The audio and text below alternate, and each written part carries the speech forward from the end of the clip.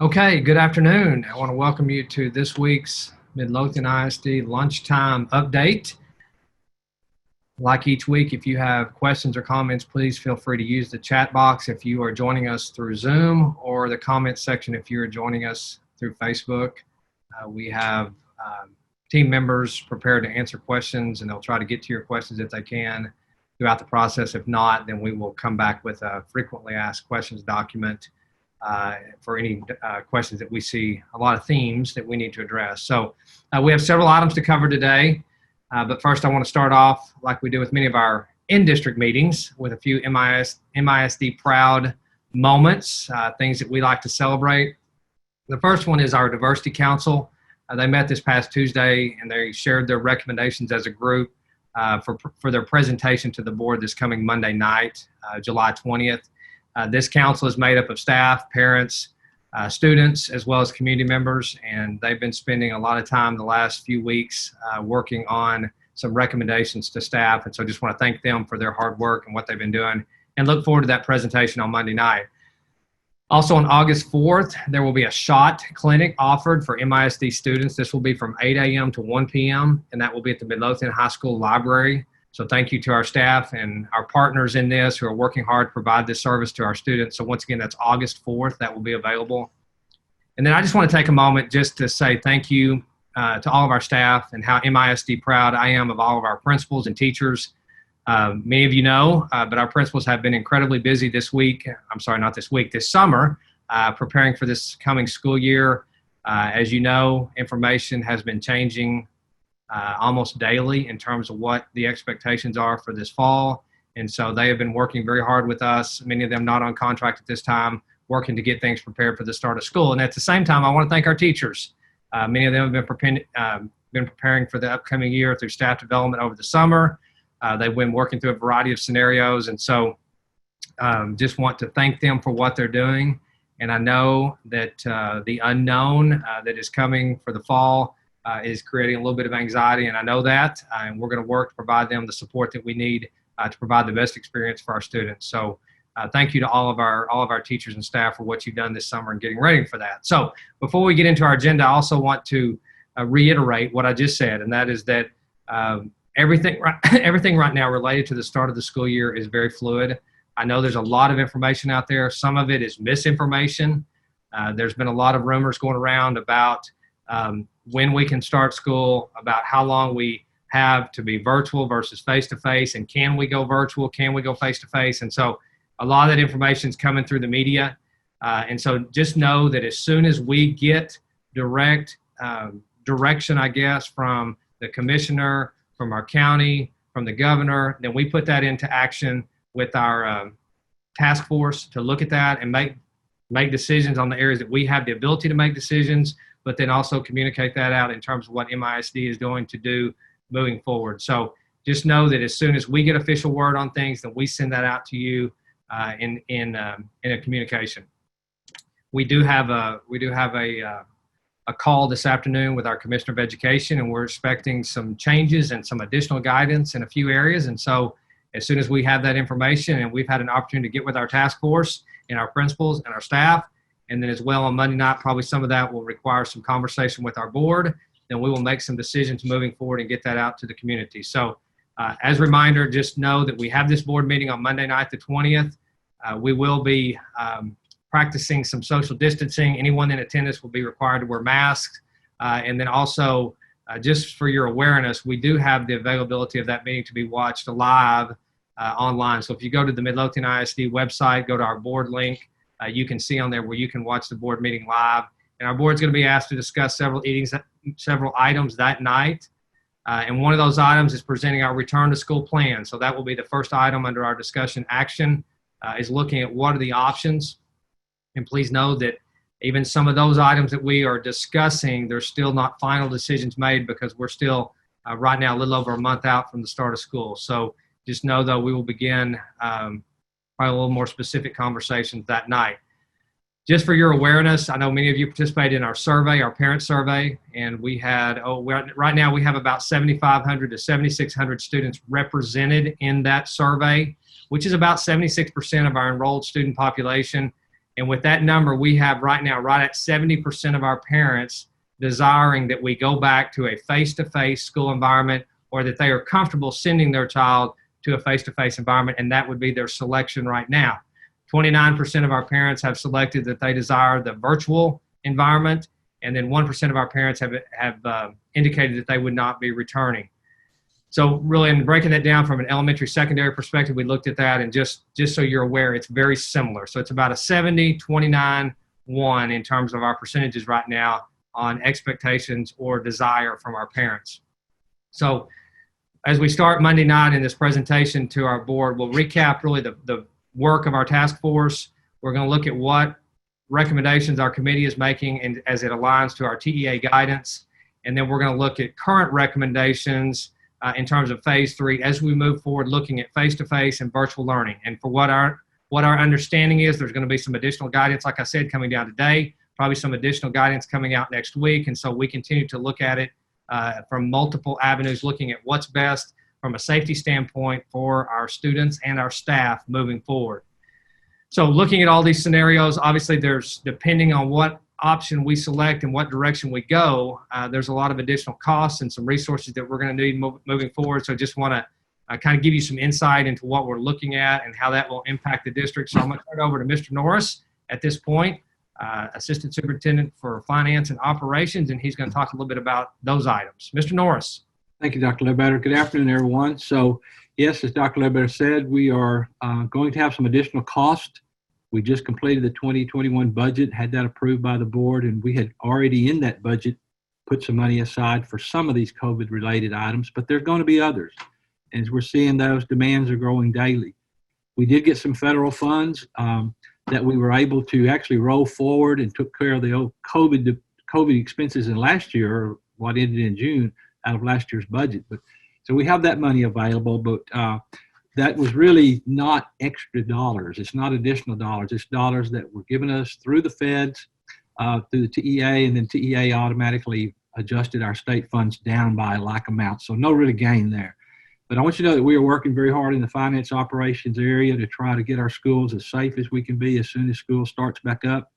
The safety and security of our staff and students, that's our job number one right now. We're spending a great deal of time on that as we close out one fiscal year and try to get the next fiscal year opening. In the next couple of weeks, we're going to be receiving a large amount of personal protection equipment, PP&E, from the Fed, actually through FEMA, but it comes through our TEA offices, and it's being delivered to Region 10 at Richardson, and those will be coming to us. And that includes face shields, face masks, handheld thermometers, the infrared kind, and almost 1,000 gallons of hand sanitizer. We're very grateful for that, and we're going to get that received over the next couple of months. A couple of weeks, sorry. We've already bought floor stands so kids can they can get the hand sanitizer without touching anything. We'll also have hand sanitizer in all the rooms. So anyway, we're moving forward with those kinds of PP&E items. We're also going to be talking to the board very soon, starting Monday night and in the next couple of weeks after that, with other needs that we're going to have. And some of that will include some additional personnel as we try to cover tasks that come up in this new world that we're in. We have purchased plexiglass dividers. They're very neat. They sit up on a table. They actually separate kids, give them a little space, and there's a shield between each one of them that we can use in the more high traffic areas like cafeteria and also in the libraries.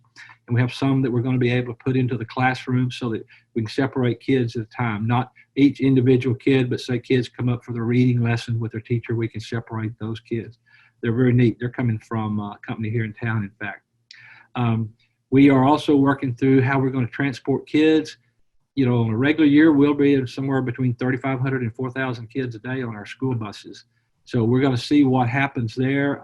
We're going to have to make sure the buses are clean very well as kids get on and off. Kids will have to wear a mask. They'll have to have hand sanitizer.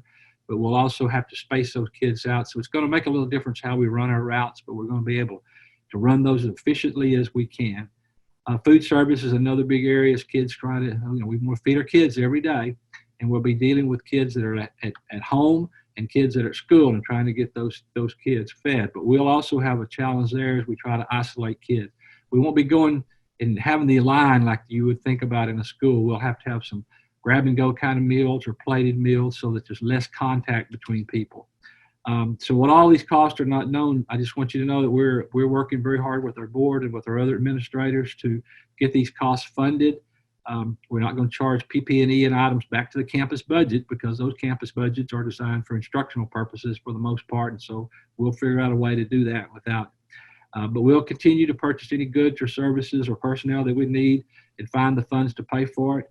And I just want you to know that we are here working very hard to keep your kids safe and also to keep our staff safe as we can in these difficult days. So anyway, back to you, Dr. Ledbetter.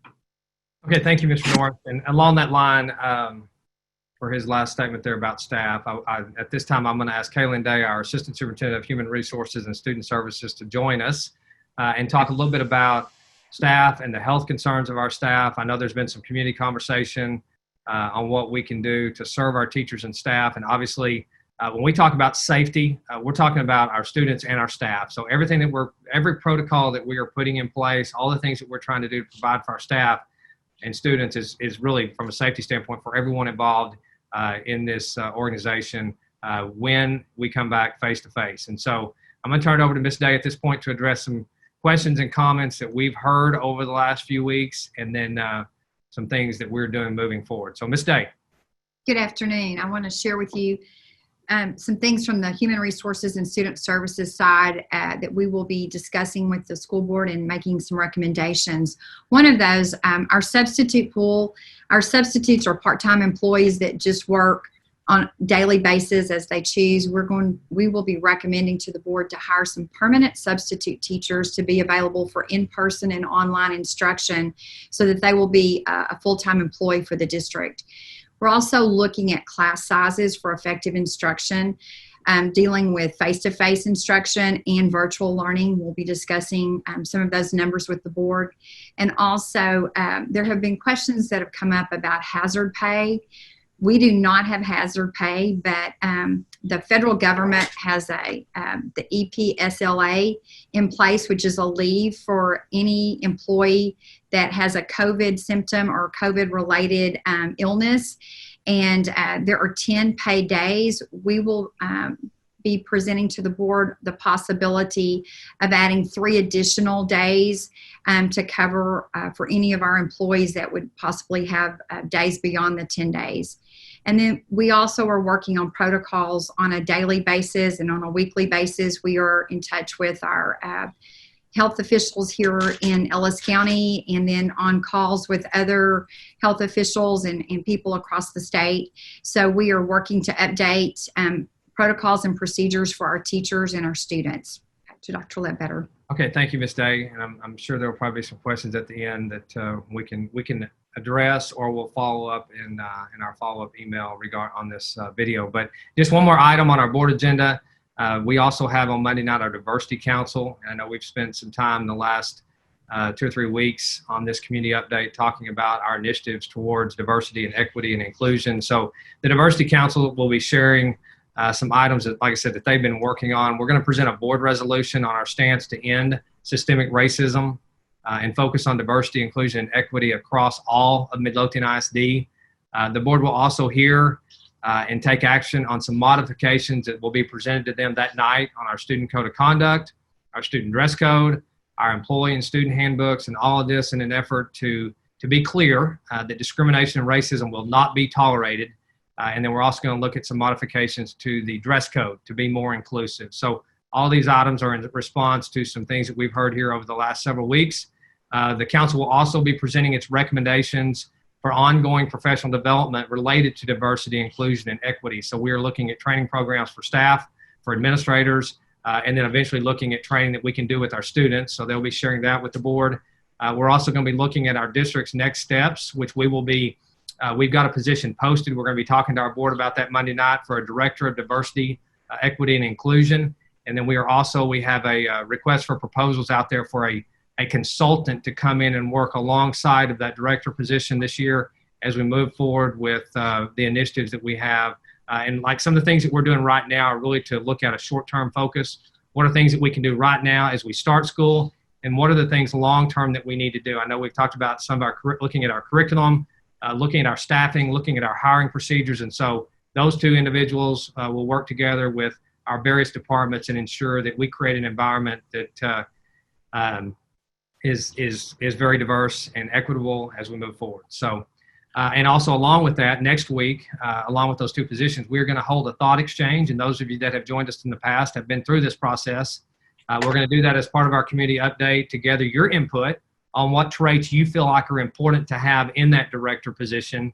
And then also looking at that consultant as well. We'll have some conversation about that. So we're going to use that data that we collect for our task force members to assist in developing that director profile. Probably even help with some development of some interview questions to ensure that we get the right person in that position and that we get the right person in place to meet the needs of our student, staff, and our community regarding race and discrimination. So we look forward to hearing from you next week on that item. But prior to the thought exchange next week, and I know both of these items are top of mind for everyone, but prior to that thought exchange, we're also going to share up any updates that we have related to the 2021 school year as information becomes available. I am confident that we will have more information, that we're going to have some more decisions that will be made. So we will be sharing those with you next Thursday during the community update. So just with those two items, with our start of school and with the thought exchange that we're going to conduct next week, might be a little bit longer than the 15 to 20 minutes that we try to set aside for this, but just want you to know that those will be our topics for next week. So I'm going to pause at this moment. If there's anything that we need to address as a group, I'm going to turn it over to Dr. Carpenter or any of our other staff. If there's questions that we feel like are themes that we're seeing that need to be addressed, we'll do that. If not, we'll follow up in our FAQ. So Dr. Carpenter. Good afternoon, Midlothian. It's great to have everyone on the call today. I've got the Zoom Q&A. Just had a few questions in there. I know there's been some questions regarding virtual students attending. Will they have the option for UIL and non-UIL activities? Just to clarify, that will be one of the decision points that we will bring Monday evening to our board. So we're trying to get that answer out as soon as possible, but it will be as part of the board agenda and presentation on Monday night. And that's really all I had on there. Okay. Well, we'll follow up. We'll monitor the Facebook Live comments, and we'll get some information out as a follow-up email to our community or to our parents related to specific questions that we're seeing. So thank you very much for joining us today, and that concludes our community update.